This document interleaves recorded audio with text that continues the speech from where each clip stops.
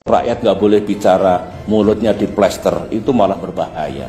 Poin saya, janganlah pemerintah ini alergi, cepat marah, kemudian tidak boleh ada warga negara yang melakukan kritik atau berbicara yang tidak menyenangkan kepada pemerintah atau kepada pemimpin kita.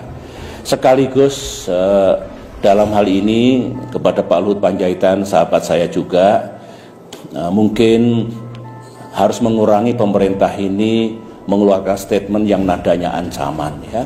Tidak baiklah, ya memang pemerintah punya kekuasaan, Pak Jokowi punya kekuasaan, tetapi kekuasaan ini kan bukan untuk menakut-nakuti rakyat, untuk mengancam siapapun. Kalau misalkan pemerintah ingin menyampaikan, sampaikan dengan baik, sangat bisa ditempuh cara-cara seperti itu.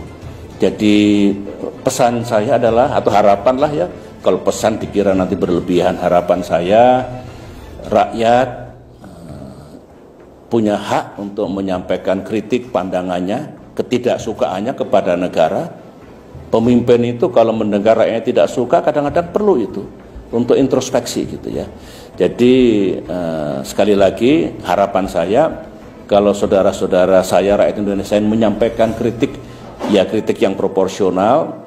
Kalau statement yang seperti pemerintah berbohong tentu harus disertai bukti. Tapi silakan gunakan untuk kepentingan bangsa kita. Nah, harapan saya untuk pemerintah ya tidak perlu arogans ya, tidak perlu saya punya kekuasaan, awas saya lakukan sesuatu nanti. Begitu harusnya.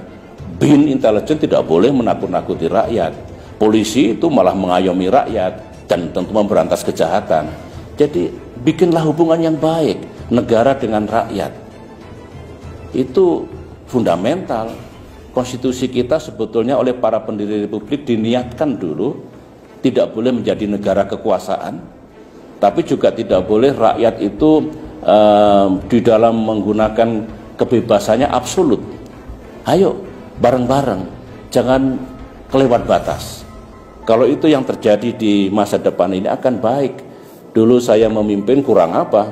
Dikritik, dihajar, dihujat, tapi pemerintahan saya tidak jatuh, ekonomi tetap 6%, demokrasi hidup, saya selesai alhamdulillah tepat pada waktunya.